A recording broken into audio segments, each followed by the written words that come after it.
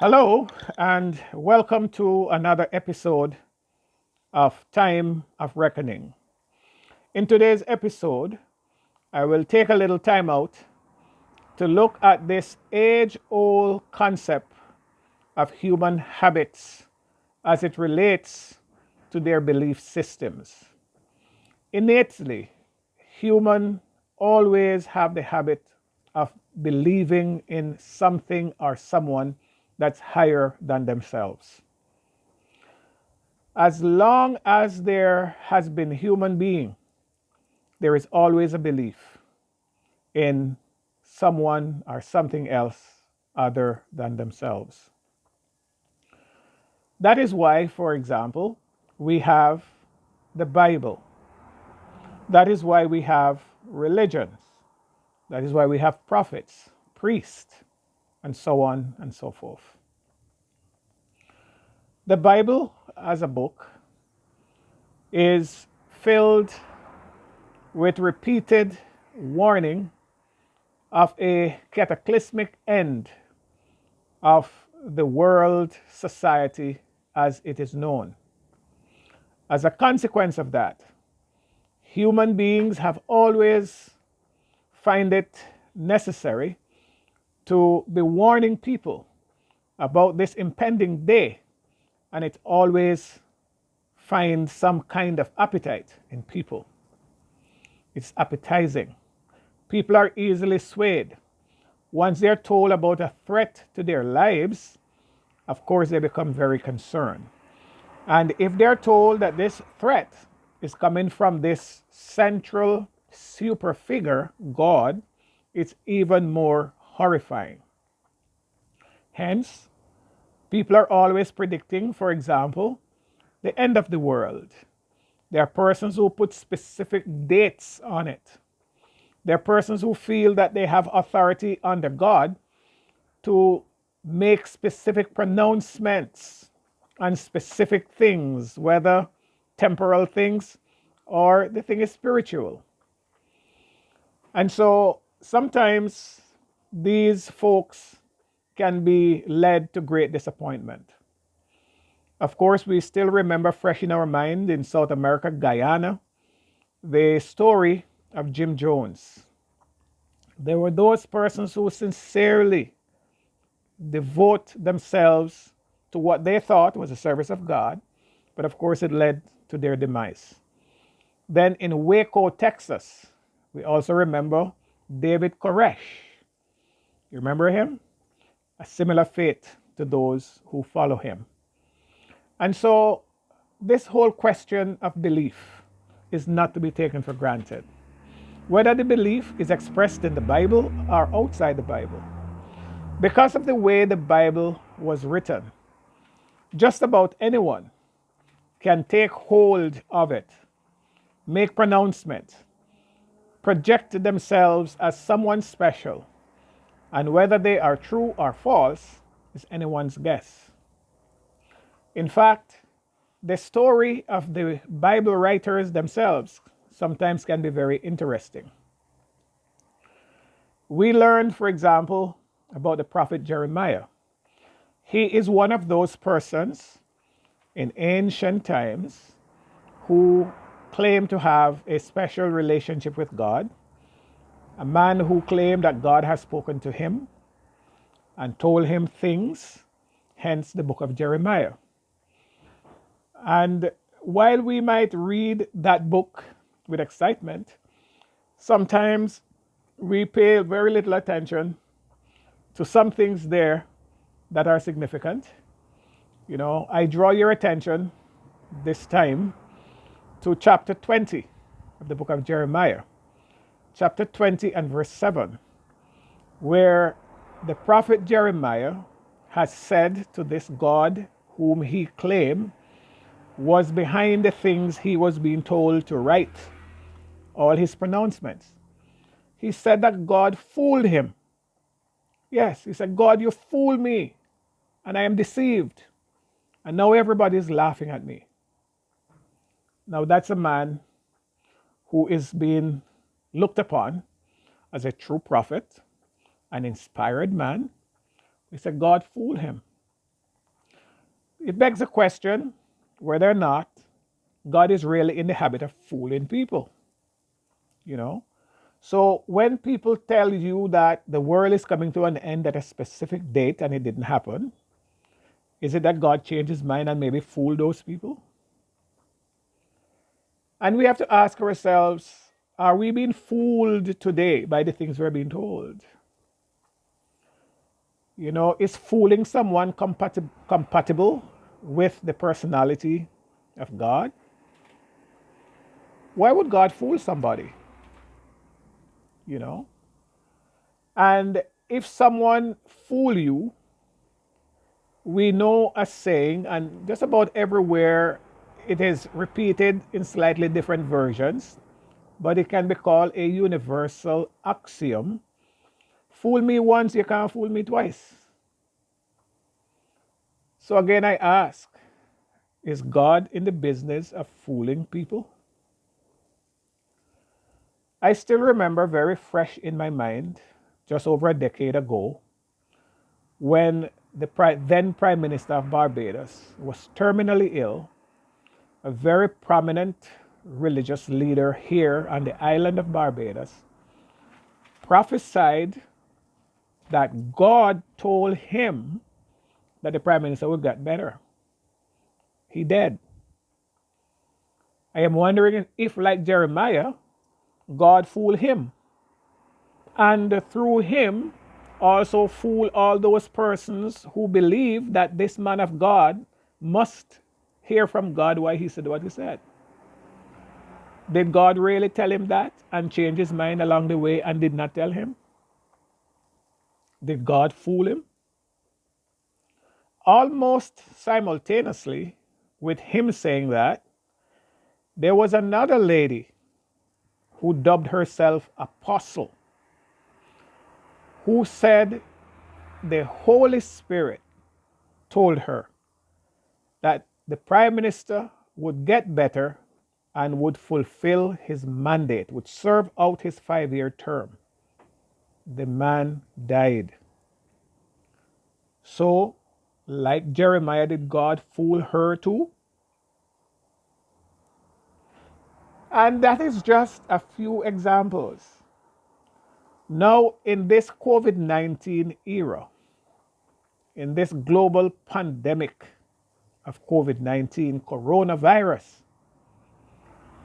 obviously, if you are a Bible believing person, you have every right to believe that the greatest power in the universe is God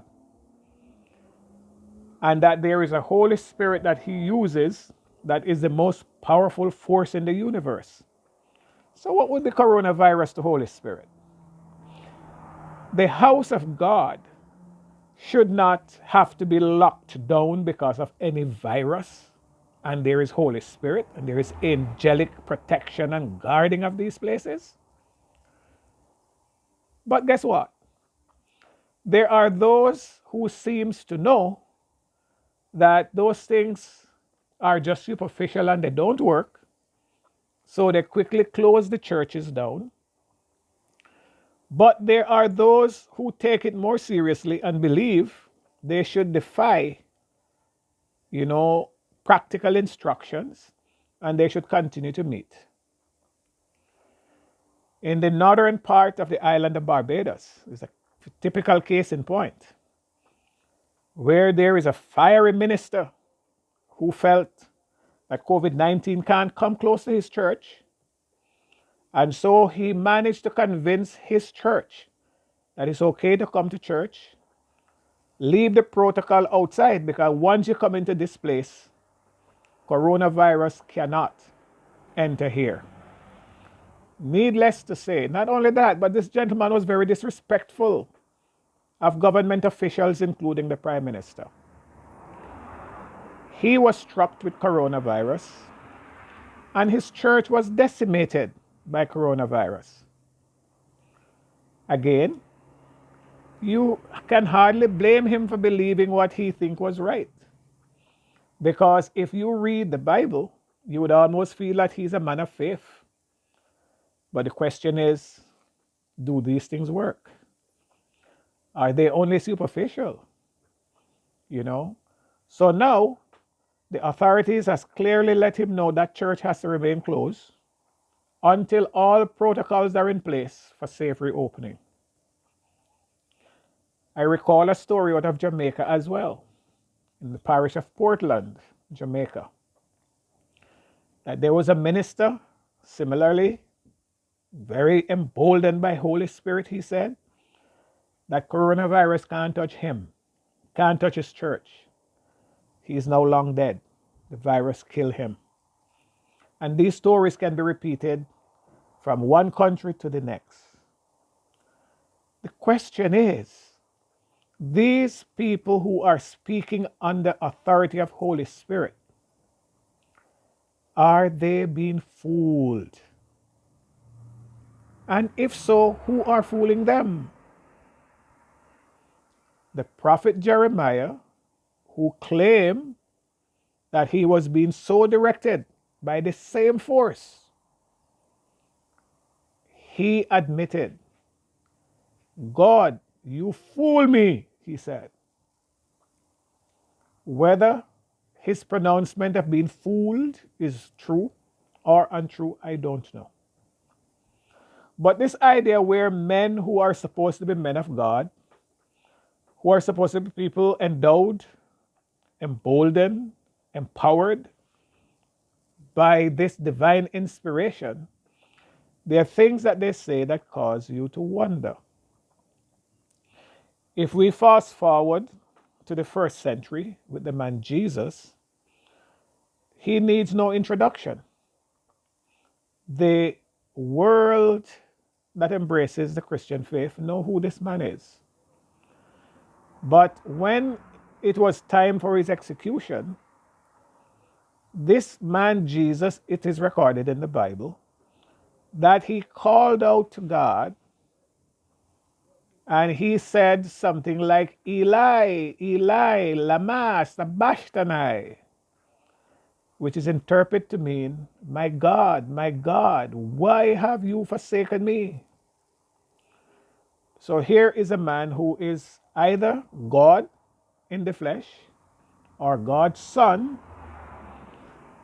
who went around for 42 months convincing his inner circle about who God is. He even told the people that a sparrow, a very small bird, do not drop dead without being noticed by God. He said that God has forsaken him. Was he too being fooled by God? Tough question, but ask it. And then when he was being baptized, the man he was being baptized by, John the Baptist, who is said to be the greatest man born from a woman, even John asked this man, who are you, man? Are you really who I think you are?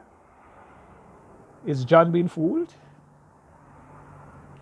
So we need to seriously examine our religious views, our religious perspectives, because religion have a way of setting themselves up and almost apart from the realm of criticism. You know, people feel that as long as it is religious, don't criticize it. Leave it alone. Because religion is of God. And you're not supposed to question God. It doesn't matter how conflicting, contradictory, or blatantly false something turned out to be. As long as it is associated with God, people feel you should leave it alone. And to some extent, even governmental authorities have bought into this, you know. And so church people, church leaders tend to be treated differently from other people. For example, when people are told to follow COVID-19 protocol, don't open businesses. When they open the business, they're arrested, they're sent to prison, or they're being fined heftily. But this pastor This pastor, there is no evidence of him being charged, at least not yet. Will he be charged for putting people's lives at risk? Time will tell. But people tend to treat with velvet gloves persons that are religious.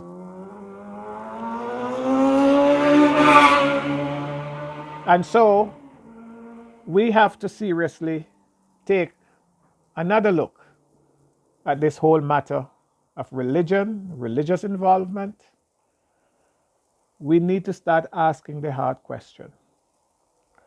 It is not just those things, but there are other very serious acts bordering crimes that are being committed, sometimes in the name of religion.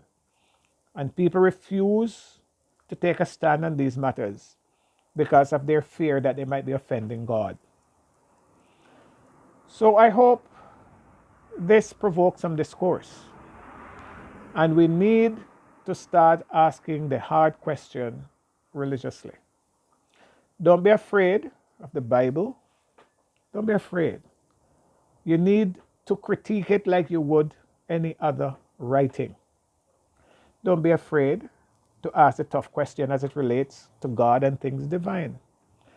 You were created with a mind and a brain that you can think, you can internalize, you can intellectualize, you can even philosophize. You were created with all of that depth and so much more.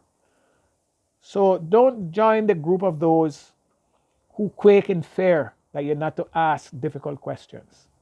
After all, the very people who wrote the reasons why you're fearful themselves asked tough questions. Jeremiah, tell God that you fool me. You fool me. Do you felt let down, deceived, or fooled? Many of us know persons who have died and gone who believed that the world would end long before. Are they disappointed in their going? If you just tune in online and see the amount of persons who have walked away from things they used to believe and the reasons why they do so, it's amazing. It's amazing. So do not allow your mind to be closed. Open your mind. Be a thinking human being. And do not just think along the lines that you feel people are coercing you to think. You need also to think outside the box. And if you do that, you might very well be surprised to see that your eyes are beginning to be open to some realities that you never thought exist. So let's continue the dialogue. Let's continue to share valuable information among ourselves. Until the next time, blessed love.